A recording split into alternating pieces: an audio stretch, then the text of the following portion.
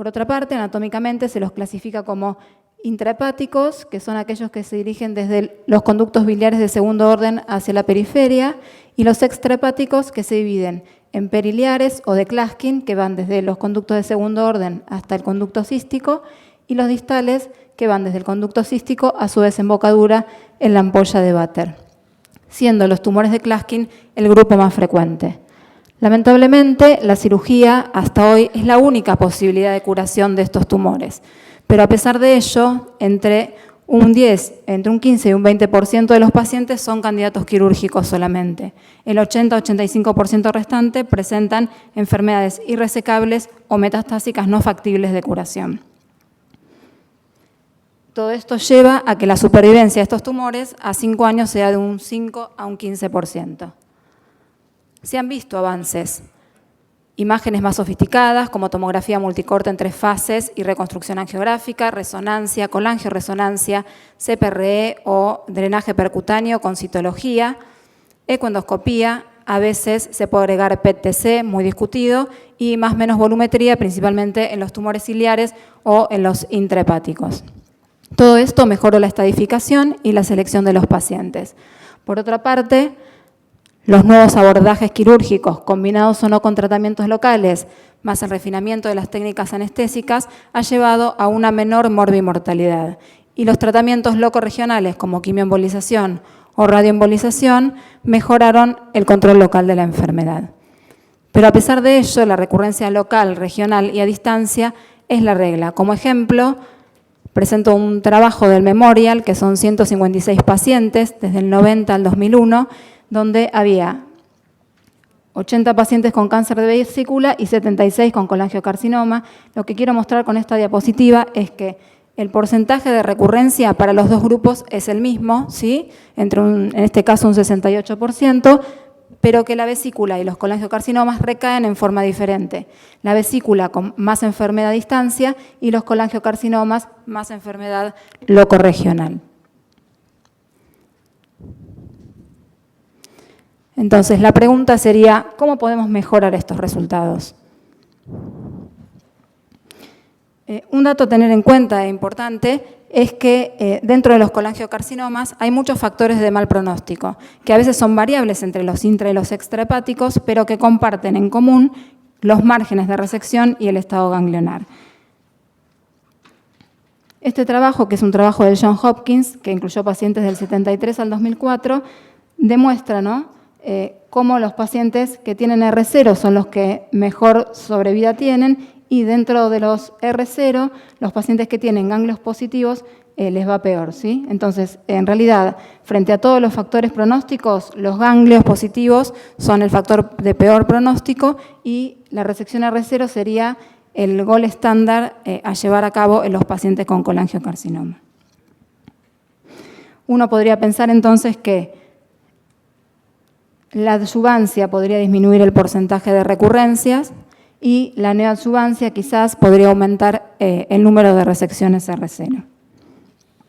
Idealmente, los trabajos bien diseñados de tratamiento adyuvante deberían incluir solo pacientes con colangiocarcinoma, evaluación de la calidad de la cirugía, taco-resonancia de alta calidad pretratamiento que permita definir con claridad los criterios de resecabilidad de estos tumores, descripción correcta del estado ganglionar o descripción de ganglios. Muchas veces no contamos con recuento ganglionar en las anatomías patológicas que nos llegan, e informes de margen de resección que estén estandarizados sistemáticamente.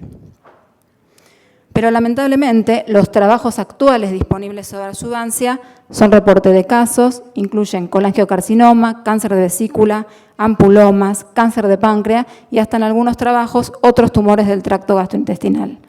Analizan datos de pacientes en un periodo prolongado de tiempo, lo cual lleva a sus enormes sesgos con diferencias en el abordaje quirúrgico, en los estudios por imágenes. Los esquemas de tratamiento son muy variables y no tienen en cuenta muchas veces o carecen de datos de factores pronósticos, principalmente del margen de resección, que como vimos es un factor pronóstico muy importante.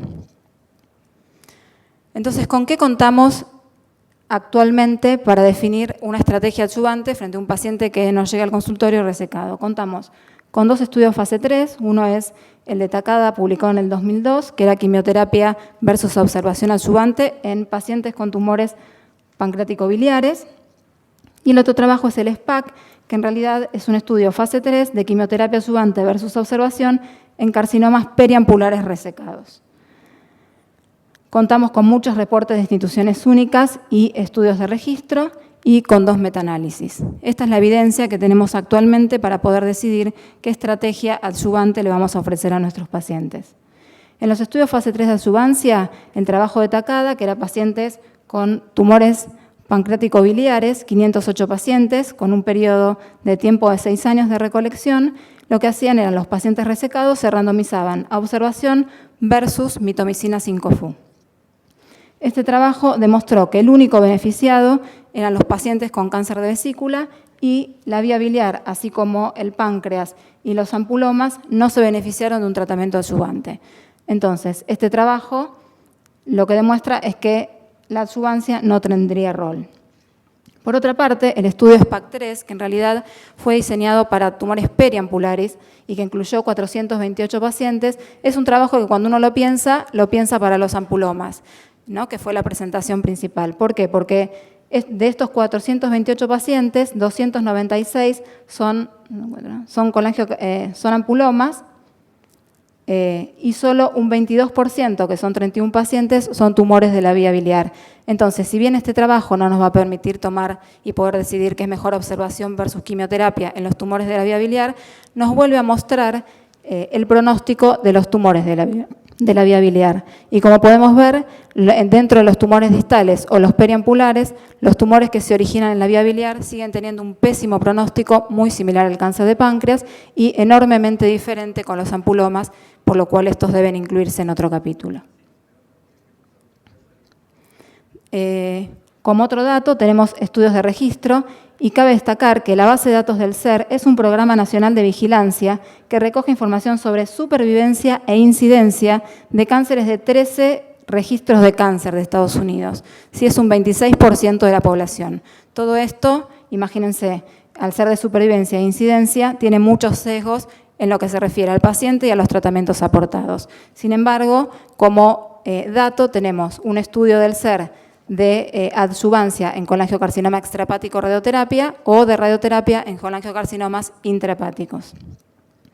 ¿Qué demuestra este trabajo? El de adyuvancia en extrahepáticos los dividió a los pacientes en tumores localizados y en tumores regionales, definiéndolo como regionales T3, T4 o con ganglios positivos. El 72% de los pacientes tenían tumores regionales y recibían más frecuentemente radioterapia aquellos que tenían tumores de alto grado histológico o enfermedad regional. ¿Qué demostró este trabajo? Que la radioterapia para enfermedad regional no mostró sobrevida con beneficio en supervivencia con respecto a la observación y que para la enfermedad localizada T1, T2, el efecto inicialmente positivo era detrimental a largo plazo. Entonces, este es otro trabajo negativo de radioterapia adyuvante en los colangiocarcinomas. El otro trabajo del SER, ¿sí? Que es de los colangiocarcinomas intrahepáticos y habla también de la radioterapia, incluyó 3.800 pacientes desde el 88 al 2003 y el objetivo era evaluar la sobrevida global. Agrupó a los pacientes en observación, la mayoría, 58%, aquellos que iban a cirugía sola, 25%, radioterapia sola 10% y cirugía más radioterapia 7%. Lo que hizo fue comparar el grupo de cirugía con el de cirugía más radioterapia y este trabajo, con todos sus sesgos, demostró que los pacientes que eran operados y recibían adyuvancia posterior tenían una supervivencia de 11 meses comparados con la cirugía sola que tenían una supervivencia de 6 meses. Pero muchos datos faltan en cuanto al margen de resección en estos pacientes. Por otra parte, otro de los datos que podemos usar para definir nuestra estrategia adyuvante son los metaanálisis. Hay 2 metaanálisis, uno es los 2 publicados en el 2012, uno es el rol de la radioterapia adyuvante en el colangiocarcinoma extrahepático y el otro es de tratamientos adyuvantes en general en los tumores de la vía biliar, excluyendo a los ampulomas. El primero de los metaanálisis incluía a trabajos que tenían cirugía con intento curativo de colangiocarcinoma extrahepático, con o sin radioterapia posterior, con descripción de dosis, toxicidad agudas y tardías. Había 29 series de casos, 20 con cirugía sola y 9 con cirugía más radioterapia y 10 estudios de cohorte. Este trabajo dio como positivo el tratamiento adyuvante con radioterapia en los extrahepáticos, lo cual se contrapone con el estudio de adyuvancia del SER. El otro metaanálisis es de tratamiento adyuvante en general en los tumores de la vía biliar, no incluyendo los ampulomas, y tiene en cuenta quimioterapia y o radioterapia, estudios que incluían la cirugía sola como comparador y solo R0 o R1. Lo que es importante tener en cuenta es que los metaanálisis también tienen enormes sesgos, porque estamos haciendo metaanálisis de todos estos trabajos que son series institucionales, registros y estudios fase 2 pequeños. Entonces, este metaanálisis también va a llevar a enormes sesgos. Y como pueden ver, eran 20 estudios incluidos, un estudio fase 3, que es el de Takada, y 2 registros y 17 series institucionales. Eran 6.712 pacientes, de los cuales 5.000 tenían cirugía sola y 1.790 tratamiento adyuvante. Este metaanálisis no mostró beneficio para la población global y si uno saca los 2 registros, habría un beneficio en el tratamiento adyuvante con quimio o radioquimioterapia. ¿Y quiénes eran los más beneficiados? Los 2 grupos de peor pronóstico, que son los pacientes con ganglios positivos, como pueden ver, está a favor, esto es colangiocarcinoma, a favor del tratamiento adyuvante, donde hay que tener en cuenta que la mayoría de estos pacientes recibieron como adyuvancia quimioterapia, un 77%.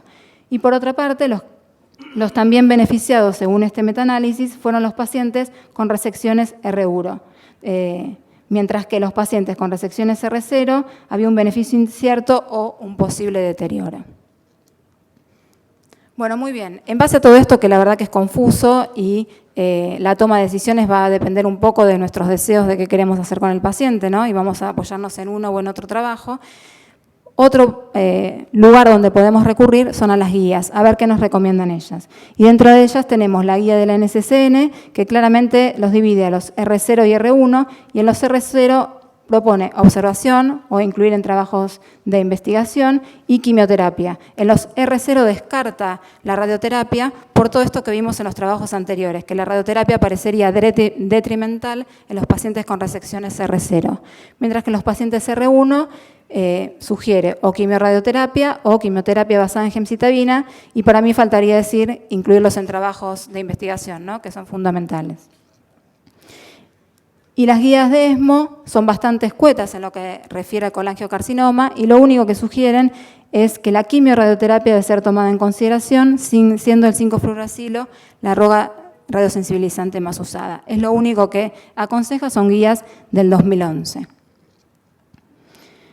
A futuro tenemos varios trabajos, algunos ya cerraron el reclutamiento, como el BILCAP, donde los pacientes resecados de tumores de colangiocarcinoma y de la vía biliar se exponen a observación versus capecitabina. Estamos ansiosos como para ver cuál es el resultado del mismo. También está el francés, que el brazo investigacional es GEMOX, el estudio japonés que usa gemcitabina como adyuvante y el alemán que usa observación versus gemcitabina cisplatino con el mismo esquema del ABC.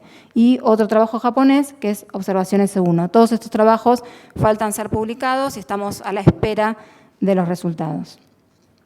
Pues bien, ¿no? Nosotros estamos frente a un paciente que nos llega operado y con la anatomía patológica y uno dice, ¿qué le indico? ¿Observación? ¿Radioquimioterapia? ¿Quimioterapia sola? ¿Cómo podemos mejorar este panorama? Yo creo que la evidencia existente, y por lo que describí previamente, hasta el momento, sobre tratamientos adyuvantes en tumores de la vía biliar, es escasa como para establecer un tratamiento como estándar. Entonces, una de las herramientas fundamentales que tenemos dentro del grupo de trabajo diario es el trabajo multidisciplinario, donde tanto los cirujanos hepatobiliares, los cirujanos de hígado, los radioterapeutas, los oncólogos, los cirujanos intervencionistas, diagnóstico por imágenes, patólogos, biólogos moleculares que se van a hacer fundamentales próximamente en estos grupos de discusión, y también los médicos de cuidados paliativos. Vamos a poner en la mesa lo que tenemos de evidencia hasta el momento y decidir en base a nuestro paciente la mejor herramienta. Y por otra parte, en la era de la medicina personalizada, donde la biología molecular y los tratamientos dirigidos constituyen un nuevo paradigma oncológico, Es fundamental formar grupos colaborativos nacionales e internacionales que nos permitan conocer nuestra población y de esta manera diseñar trabajos prospectivos randomizados que permitan mejorar los resultados. Nosotros en Argentina hemos llevado a cabo, gracias a una beca del Instituto Nacional del Cáncer, un registro multicéntrico epidemiológico de tumores hepatobiliopancreáticos, donde la becaria es una oncóloga joven, la doctora Pin, que fue un registro de 2 años, con muchas dificultades, ¿no? Nosotros trabajamos en un hospital público donde no tenemos historias clínicas computarizadas, entonces mucho del trabajo que realizamos es a pulmón. Este registro fue de prospectiva observacional de corte transversal y multicéntrico de incidencia. La duración del mismo fue 18 meses, desde junio del 2013 hasta diciembre del 2014, y intervino nuestro hospital, el Hospital Udaondo, el Hospital de Zenón Santillán de la provincia de Tucumán, con el doctor Rodrigo Segovia, la Fundación Oncológica Rodríguez Salso de Salta, con el doctor Gerardo Arroyo, la Fundación Favaloro de la Ciudad de Buenos Aires, con el doctor Méndez, y el Hospital San Juan Bautista de Catamarca, con el doctor Hernán Cáceres. En realidad, estos 2 centros se incorporaron en el segundo año, ¿sí? En el primero arrancamos con estos 3 grupos. Es importante tener en cuenta que el noroeste de nuestro país tiene, en cuanto a vesícula se refiere, una incidencia similar a Chile, entonces por eso también es interesante que estén incluidos. Nosotros en este año y medio registramos 387 casos, de los cuales el 42% eran cáncer de páncreas, tenemos un 23,4% de cáncer de vesícula, esto es para todos los estadios, un 15% de colangiocarcinoma, 2 hepatocarcinoma, 5% ampulares y el 1% de los periampulares, que son ese grupo que no pudimos clasificar de dónde era su origen. La verdad que nos parece un número interesante, faltan pulir muchos datos, creo que es posible, que tenemos que ver el modo de tener recursos para sostener registradores, me parece que es la base fundamental de poder sostener una base y de poder pensar proyectos a futuro. Este es nuestro servicio de oncología, este es el doctor Enrique Roca, que lo tengo acá a la izquierda, que es nuestro jefe, el más generoso de los jefes. Y como último corolario quería hacer un homenaje a Eduardo Galeano, ¿no?, que tanto escribió sobre Latinoamérica, y este es un congreso de Latinoamérica, y él dice, al fin y al cabo, somos lo que hacemos para cambiar lo que somos. Me parece que tenemos que hacer para seguir cambiando, y entonces propongo que armemos un grupo latinoamericano colaborativo que nos permita pensar y analizar nuestra población para realizar trabajos basados en nuestras propias necesidades. Bueno, muchas gracias.